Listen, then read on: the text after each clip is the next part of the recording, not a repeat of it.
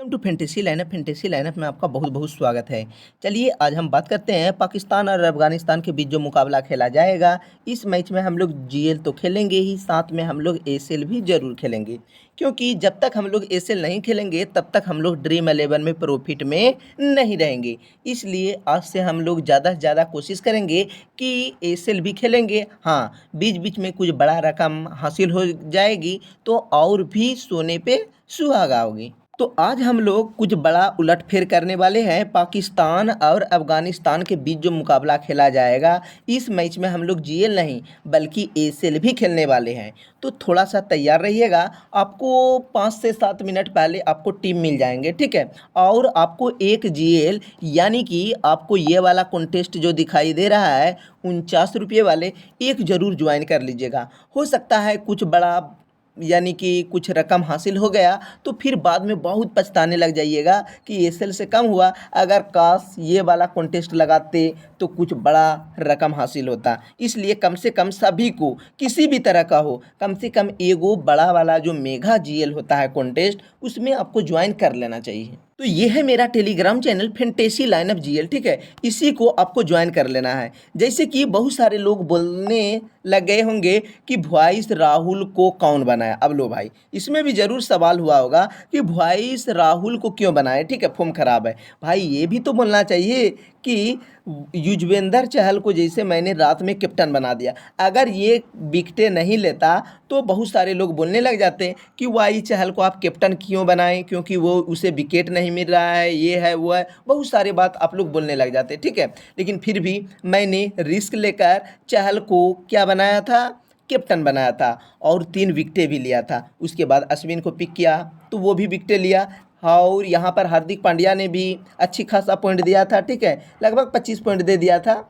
और लेकिन सबसे बड़ा मैंने जो बताया था, ठीक है, वीडियो में ही कह दिया था कि मैं ऋषभ पंत को कभी भी पिक करने वाला नहीं हूँ। फिर भी पता नहीं टीम क्रिएट्स के समय में क्या हो गया था, मैंने ऋषभ पंत को ही पिक कर लिया था, ठीक है। कुशल मेंडिज को यहाँ पर पिक करना चाहिए था, लेकिन क्या करें, बार बार वीडियो में इसका कितना हम यानी कि इसके बारे में बोला था कि ऋषभ पंत को मैं पिक करने वाला नहीं हूँ। इसका यानी कि T20 खेलने ही नहीं आता है। अगर खेलेंगे भी तो 30 गेंद में 35 रन, 30 गेंद में 32 रन, 30 गेंद में 25 रन, इस तरह करके, यानी कि 2-4 रन 5 रन के डिफरेंट रहेंगे और इस तरह के पारी खेलते हैं। हाँ, टेस्ट के लिए, वनडे के लिए जो भी है बेहतर है, लेकिन T20 में आज तक ये बेहतर बल्लेबाजी नहीं किया है। फिर भी बार बार ऋषभ पंत को ही टीम इंडिया पर मौका मिल रहा है, हमें समझ से बाहर है। और मैं भी बार बार पता नहीं क्या हो गया, मैं भी बार बार इसी को पिक कर रहा हूँ, और वीडियो में भी बोला था कि इसे मैं पिक नहीं करूँगा। खैर कोई भी बात नहीं है भाई, ठीक है।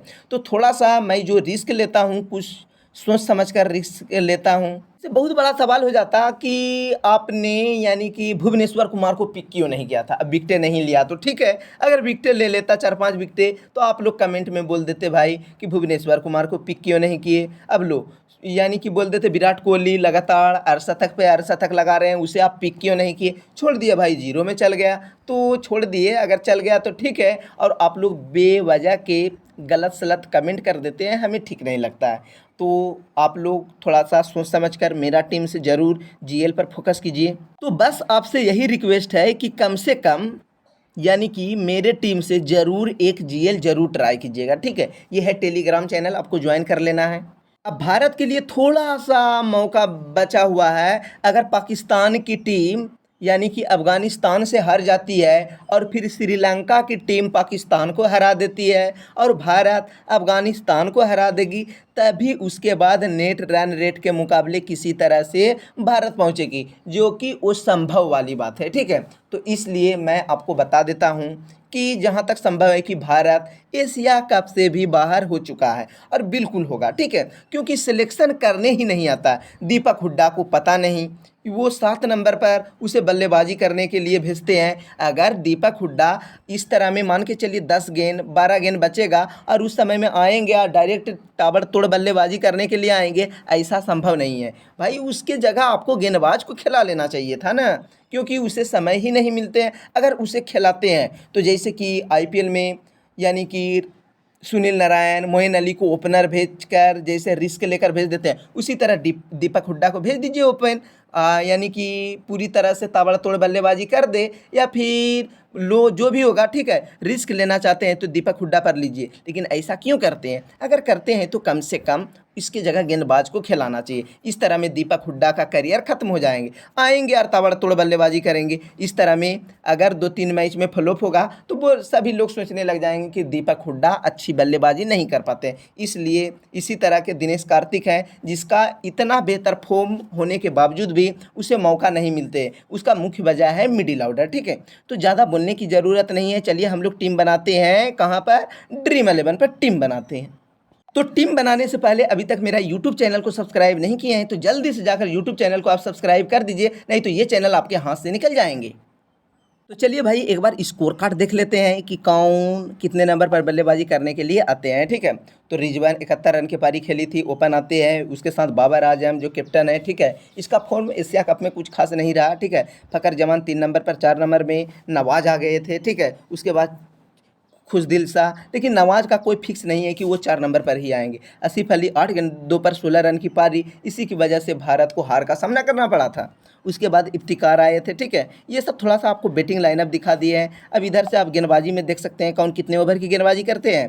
तो नसीम शाह 4 ओवर, मोहम्मद हसनैन भी किए थे 4 ओवर, ठीक है। शादाब खान 4 ओवर की गेंदबाजी किए थे, 2 विकेटें लिए थे। नवाज को 1 विकेट मिला था। एच रफ, जिसे हरीश रफ के नाम से जाना जाता है, उसे 4 ओवर में 1 विकेट ही मिला था। चलिए भाई, इंटरनेशनल मैच में स्कोर कार्ड उतना मायने नहीं रखता है, ठीक है। टीम किस प्रकार बनाना है वो ध्यान में रखना है। तो चलिए हम बात करते हैं कि अफगानिस्तान की ओर से कौन कितने नंबर पर आते हैं। हजरतुल्ला जजाई ओपन आते हैं, ये भी कुछ खास नहीं किए, पहला मैच में किए थे लगभग, ठीक है। गुरबज ये गजब की फॉर्म पर हैं, ये 84 रन की पारी खेली थी।